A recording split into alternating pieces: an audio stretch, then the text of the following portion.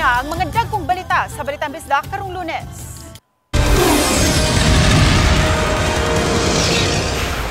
Tulo ka kaso sa MPAC sa Cebu City, gikumpirmar sa DOH-7. Panagbangga sa usa ka motorsiklo ug usa ka rent-a-car na hulikam. Pagkamatay sa mga iro ug iring samtang gibiyahe sa barko gikundinar. Otoridad adunay warning sa magpakatap og fake news kalabot sa MPAC. Kini ang GMA Regional TV, Balitang Bisdak. Maayong hapon, ako si Cecil Kibod Castro. Tulo ka mga tao ang nasutang nagpositibo sa MPAC sa dakbayan sa Subo. Sa irantang detalye sa report ni Alan Domingo. Nagigtagmo si Cebu City Mayor Raymond Alvin Garcia uban sa opisyal sa Department of Health Region 7 uban sa bagong Regional Director Dr. Joshua Brillantes. Matod sa DOH Regional Director nga adunay tulo ka ma-confirm cases sa MPAC nga mga nangaayo na. Sa miaging buwan sa Abril ug Mayo pa silang gitakbuyan sa virus. Gawa sa tulo ka mga confirmed cases, adunay 5 ka mga suspected cases matod sa DOH, apan matod sa kagamhanan sa dakbayan Sugbo, 4 lang ang natala nilang mga suspected cases subay silang monitoring. Unang na-contact trace na ang pamilya o ang mga taong nahimamat nini.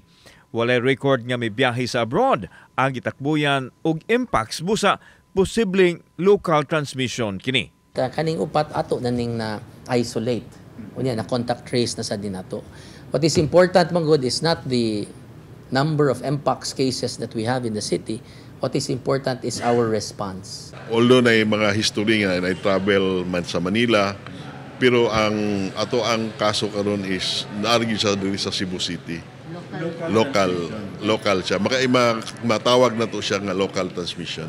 Dugang sa DOH official nga tanang nagkasakit og impacts, mga lalaki nga edad og 20 hangtod na 40 anyos. Mutakod ang virus pinaagi sa skin to skin o body contact ug halos tanang biktima adunay sexual contact.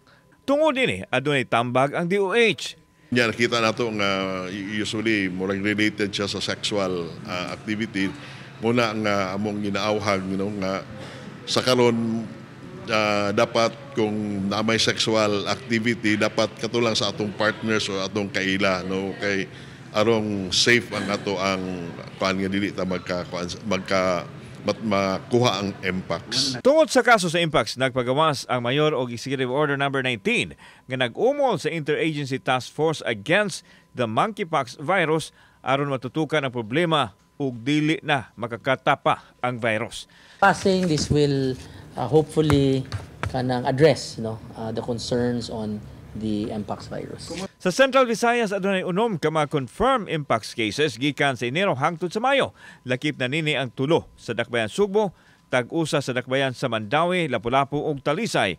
Diin sa Talisay usa ang nakalas. Samtang andam na ang mga health facility. Lakip na ang Vicente Soto Memorial Medical Center ug ang CCMC aron maatiman ang mga MPOX patients. We are always ready in case of spread of infection, but we've already reiterated that this kind of infection is not that critical. Pwede yun siya, ang most common management is home isolation or sa isolation sa community. But generally, dili na ito gina-recommend ang face mask. So, walay magpanik? Yeah, dapat walay magpanik and also maminaw lang ta sa legit nga mga accounts. Giklaro sa Department of Health nga dili airborne kundi body contact kini makuha ang MPOX. Bosa dili na kinahanglan pang magpanik nga magpalit o magsulob og face mask aron mapanalipdan ang kaugalingon. Gawas lang kung dunay respiratory illness ang tao nga kinahanglan magsulob og face mask. Kauban si Clover Lumayag, ako si Alan Domingo. Balitang Bisdak.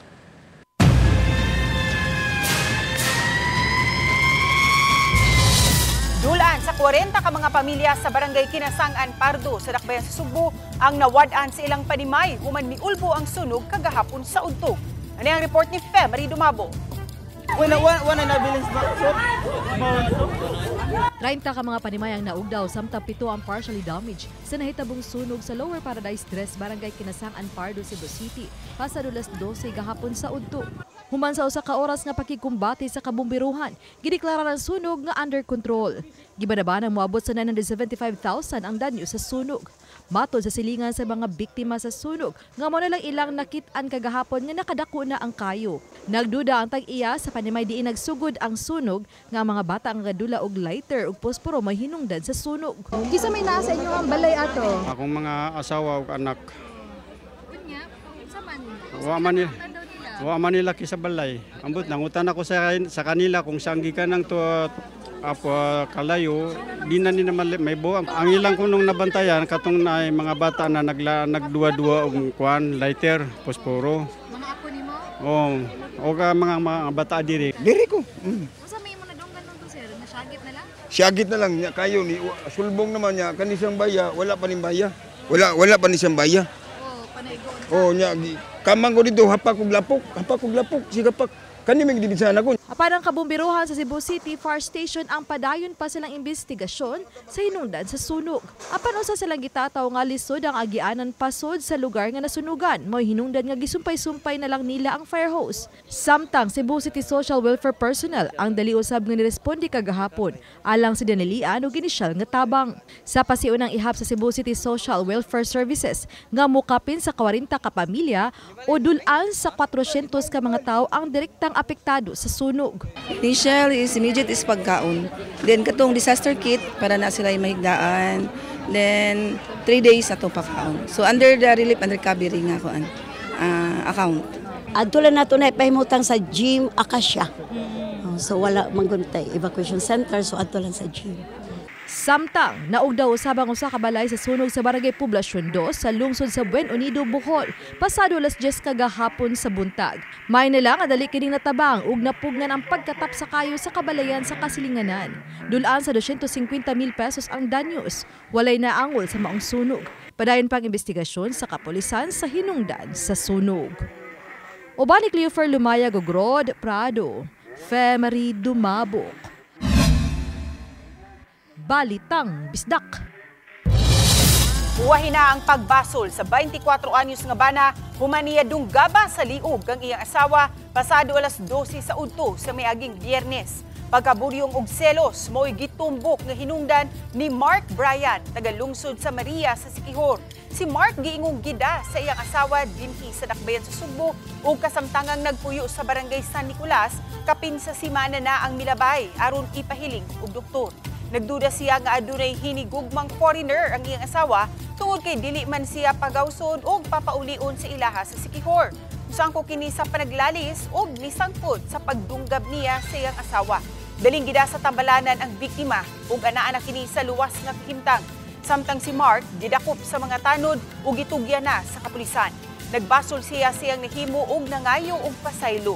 Andam usab niya ang atubangon ang ipasaka nga kaso kung dili siya mapasaylo sa iyang asawa. Si Biat na ko tuma. Naging duda-duda.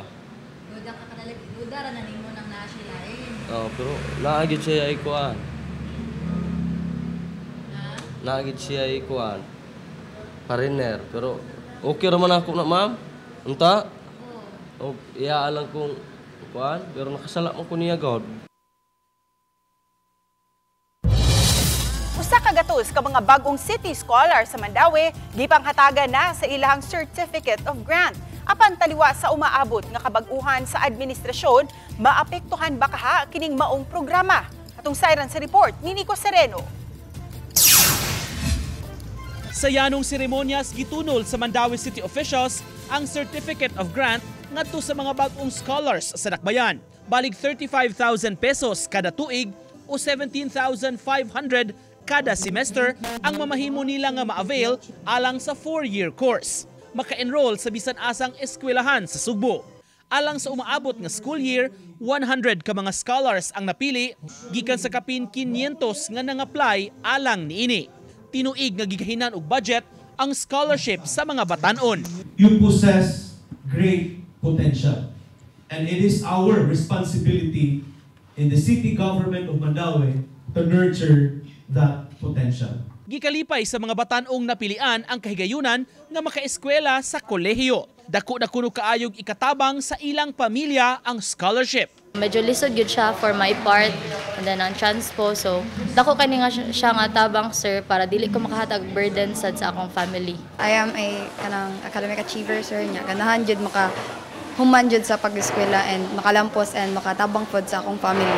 One way of saying thank you very much ang inyong success.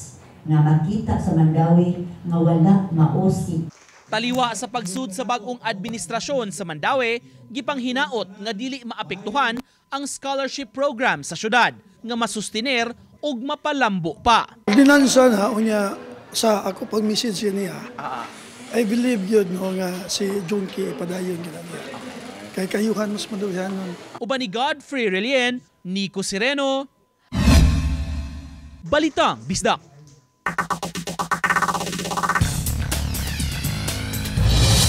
Pag-counterflow sa usa ka motorsiklo nga miresulta sa pagkabangga niini sa gikasugat nga SUV na hulikam. Ang dugang detalye sa live report ni Luan May Rondina. May?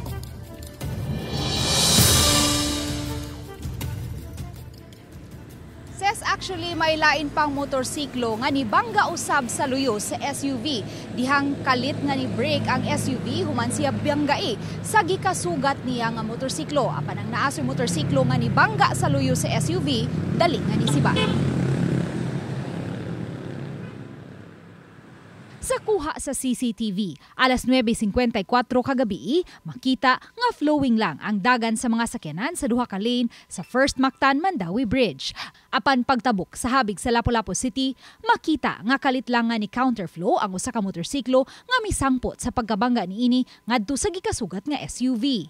Sa phone interview, gipasabot ni Roberto Cañete nga hinay lang ang iyang dagan niadtong higayuna kay pasaka ang gimaneho niyang SUV. Gikan siyang ga-pick up og pasahero sa airport ug padungunta niya kining ihatod sa Toledo dihang nahitabo ang disgrasya.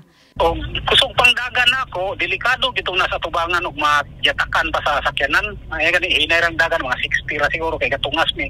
Tungod sa impact, nahiagom og mga bunog ug bali sa lawas ang 39 anyos nga motorcycle rider. Wala ra hinuon maunsa ang nagmaneho sa SUV apan matod niya nasamad ang iyang pasahero nga naglingkod sa backseat human napiskan sa nabuak nga windshield sa SUV. Ang iya nang kauban sa rent-a-car nga mi-rescue kanila ang mihatod sa iyang pasahero ngadto sa hospital. Samtang nunut usab sa hitabo, mibangga usab sa luyo sa gimanehong SUV ni Roberto ang usa ka motorsiklo nga nagsunod kanila. Apan dali kining nisibat hinungdan nga wa na niya masubay ang plate number niini. Mamahimo raman unta niya kining masubay pinaagi sa kuha sa CCTV apan tambag sa iyang agawon. So sa istorya sa nga mo dili rata mo kuan sa pabayad sa nas likod kay og boto na naon biktima sad siya. Kay kung wala lang ko mokalit og hunong, di man to siya mabangga. Moay kuan sa akong amo nga abogado.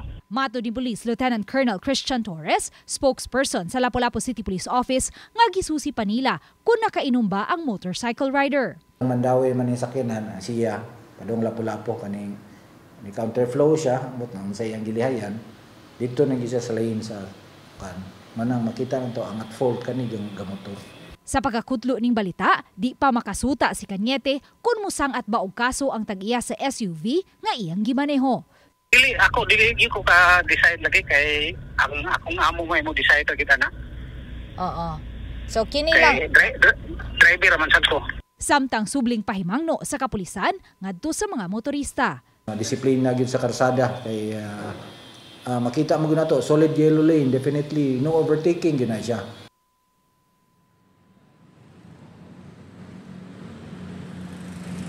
Sa pagkakutlo ning balita, wala pa nato makuhai og habig ang motorcycle rider kay nagpaalin pa kini sa tambalanan nunod sa fracture sa iyang bukton. Ses? Dagang salamat, Luan May Rondina. Kini ang GMA Regional TV, Balitang Bisdak. Kini ang GMA Regional TV, Balitang Bisdak.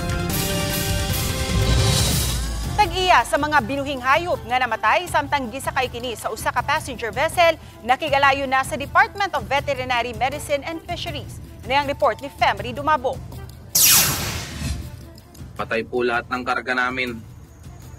Ang mga irog-iring nga naamatod pa sa sakyanan nga sakay sa barko gikan sa Luzon padung sa Kabisayan. Base sa video nga nakita ni Dr. Alice Utlang, Cebu City Veterinarian, nga posibleng heat stroke ang hinungdan sa kamatayon sa 23 ka hayupan, 16 ka iro ug 7 ka mga iring ang nahimutang sa sirado kaayo nga dapit.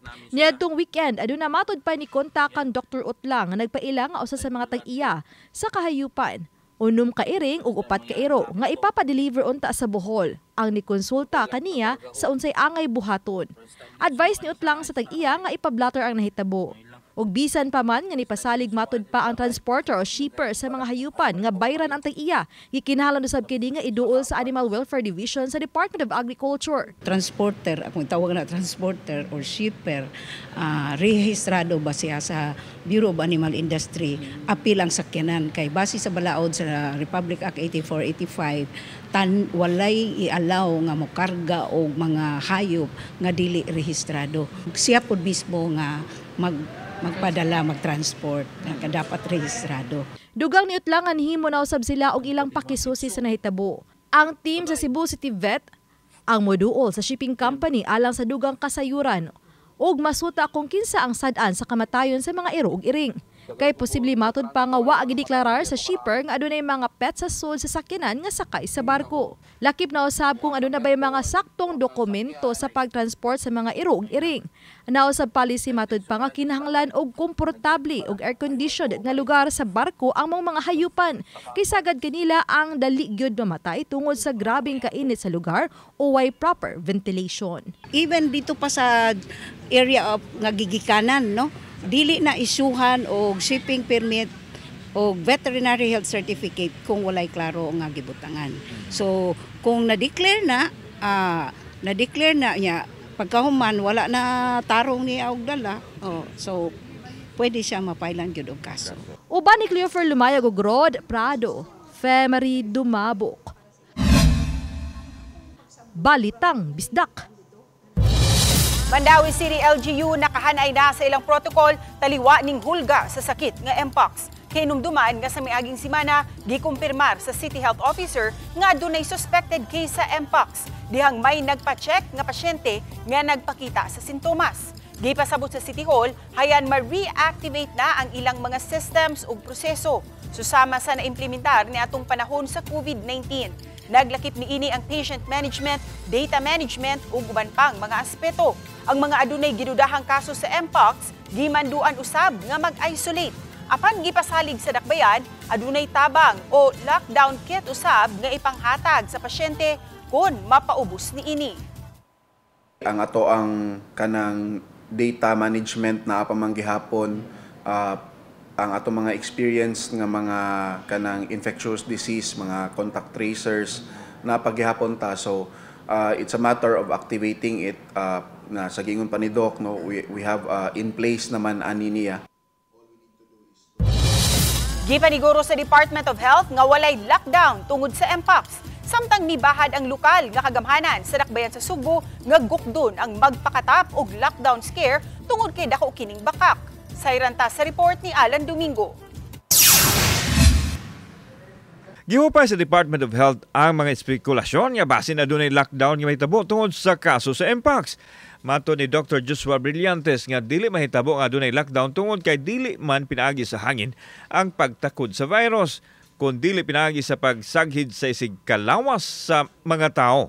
Mausab kini agi klaro ni Cebu City Mayor Raymond Alvin Garcia kinsa miisip nga isolated case ang kaso sa Mpox ug matambalan na usab. Dili ta kinahanglan magpanik, no, because ang Mpox nga nag-circulate diri sa ato ang gitawag nila nga clade 2A, which is mild ang symptoms. So maayo ra gid ni siya nga maayo dali within a period maski hindi siya tambalan maayo siya. Naay daghang claim nga about mag-lockdown, dili kinahanglan na. But it is also not proper nga we scare people because the last thing we would like is people to panic Samtang nakabot sa atensyon ni Garcia ang giingong fake news nga mikatap nga dunay lockdown tungod sa impacts. Iya kining ipaimbestigar sa NBI aron mailhan o papanubagon sa gihimo nining salaod pinasubay usab sa due process. We will, ang kamao magid ani ang NBI magid. So we will ask the NBI to investigate mga ingon ani.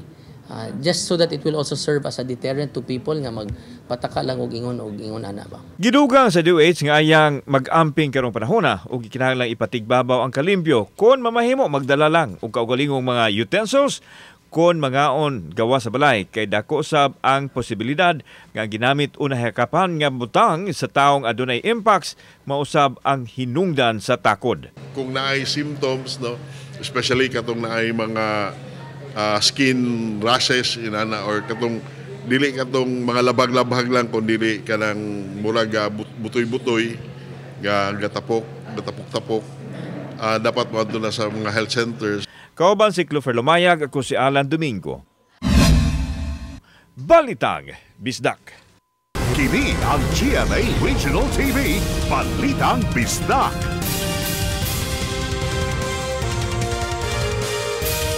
Kini ang GMA Regional TV, Balitang Bisdak. Mga kaso sa melioidosis sa Siquijor, gitutukan karon sa Department of Health ug sa Department of Agriculture. Ang sakit nga maigo sa pipila ka mga Siquijor nga unang giingon nga glanders disease, melioidosis DI, matud sa Department of Health. Ang melioidosis usa ka makamatay nga sakit sa tawo ug mananap tungod sa bakterya. Makita kini sa mga tropical areas sama sa Pilipinas. Makuha kining matang sa bakterya sa pag-inhale ug hugaw nga hangin, pag-inom og kontaminadong tubig ug pagka-expose sa yuta. Matud sa DOH, wala pay bakuna kontra sa nahisgutang bakterya. Nagtambayayong karon ng DOH ug ang DA para maaksyonan kining maong makamatay nga sakit. Giawhag sa kagamhanan ang livestock raisers, ingon man ang mga nanag-iya ug mga mananap sa pagpatuman sa sanitary protocols. Kinahanglan usab nga sundon ang mga regulasyon sa pagbiyahe sa mga mananap. Kampo sa Mandawi City Mayor-elect gipatubag sa COMELEC sa protesta nga gifile sa iyang nakaatbang sa posisyon nga kanhi mayor. Si Nico Sereno sa report. Nag-angat pa ang eleksyon, init na ang panagribal sa duha ka mga dagkong political families sa Mandawi. Pagkahuman sa piniliay, giproklamar si incumbent board member Jonky Uwano nga midaog pagkamayor. Apan gikwestiyon sa kampo ni kanhi Mayor Jonas Cortez ang resulta nga gihulagway nilang kadudahan. Misangat si Cortez og election protest at tubangan sa COMELEC. Nasayran nga miirog na ang reklamo ug ang COMELEC misamon kang Uwano nga mohatag sa ilang tubag sa maong reklamo sulod sa 5 ka adlaw. Agig reaksyon, gi-welcome kini sa kampo ni Cortez kay gidawat ang reklamo. Ang uban is ma-dismiss lang siya based on technicality. O kanang mo kuan lang ba? Mo ingon ra COMELEC kuwang mo ani why supporting documents or whatever, and then ma-dismiss or nilapas sa number of days. Ang ato at least it will now be decided since ni summons naman based on merits jud if ever there will be a dismissal or there will be an action by the COMELEC. Dihang gikuhaan silang habig, matod ni Attorney Gonzalo Maligon, incoming city administrator ni Uwano, wala pa sila'y nadawat ug wa sab siya'y nadunggan nga misamon ngadto kanila. Wa pa sab mutubag si Mayor-elect Uwano sa among komunikasyon. Apan sa nahaunang pamahayag atol sa pag-file sa protesta, girespeto niya ang katungod sa iyang nakaatbang nga kanhi opisyal. Apan mas gusto kuno niya nga tutukan ang mga trabaho inay sa maong kaso kay ang iyang mga abogado na lang ang patubagon. Uban ni Godfrey Relien, Nico Sereno, Balitang Bisdak. Bisan pa man, gideklarar na sa Pag-asa ang habagat season sugod ni atong May 30 apan mabating gihapon ang kaigang sa panahon. Ug aron tambalan ang kainit sa panahon, nangaligo kining grupo sa mga kabatan-unan ilawom sa usa ka tulay sa Negros Oriental. Kini ang inanay ng gidagsa sa mga turista ug residente ang tulay sa Barangay Kawitan, Santa Catalina, Negros Oriental. Gumikan sa Kalimpyo ug Kabugnaw sa Kawitan River. Daghan ang nainganyo nga magpiknik usab sa maong dapit. Mahimangno sa LGU nga dili pasipad-an ang Kawitan River ug ipabilin ang Kalimpyo sa lugar. Tradisyon sa Flores de Mayo nagpadayon.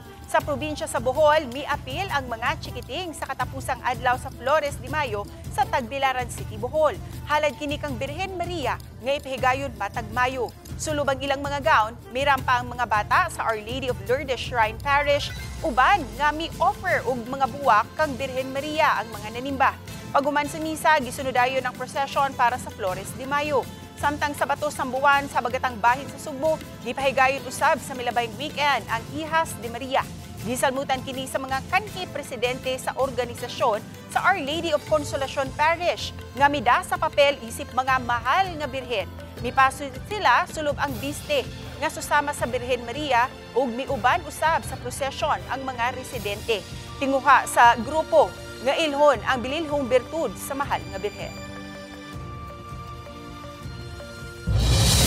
Patay nang nahatod sa Tambalanan ang 31 anyos nga lalaking motorista human nabanggai sa gikasugat ni ining sakyanan samtang gasubay pakanaog sa flyover sa Governor Cuenco Avenue habig na sa Barrio Luz ning Dakbayan sa Sugbo. Giila ang biktima nga sa alias nga Daryl sa pakisusi sa Cebu City Traffic Enforcement Unit nga samtang padulhog ang motorsiklo ni alias Daryl kalit lang kining mi counterflow nga maoy hinungdan nga nakasugat niya ang sakyanan nga pasaka. Nasayran sa kapulisan nga kusog ang dagan sa motor ug tungod sa impact natuyok ang motor ug nalabay si Daryl. Matod sa kadagkuan sa Traffic Enforcement Unit nga nagkasabot ra ang pamilya sa biktima ug ang driver nga moabaga sa gastuhan sa pagpalubong sa biktima. Pahinumdom sa traffic police sa mga motorista nga bisan sa kamingaw sa kadalanan mas maayo gihapong musunod sa lagda sa trapiko ug likayan ang pag-counterflow. Patay ang usa ka 33 anyos nga tricycle driver human gipusil sa barangay Langtad, lungsod sa Argao. Giila ang biktima sa alias nga Richelo. Dead on the spot sa dihang gipusil sa lalaking sospek nga giila sa alias nga Kimboy, taga barangay Kapiuan sa maong lungsod. Sa pakisusi sa kapulisan sa Argao, naglalis ang biktima ug ang sospek sa barangay Talaytay. Aron di na magdako pa ang away, miuli matud pa ang biktima sa ilang panimay sa Langtad. Apan sa pagkagabi ini ana, miabot ang sospek sa gawas sa panimay sa biktima ug sa way daghang istorya namusil kini sa biktima. Daling misibat ang sospek.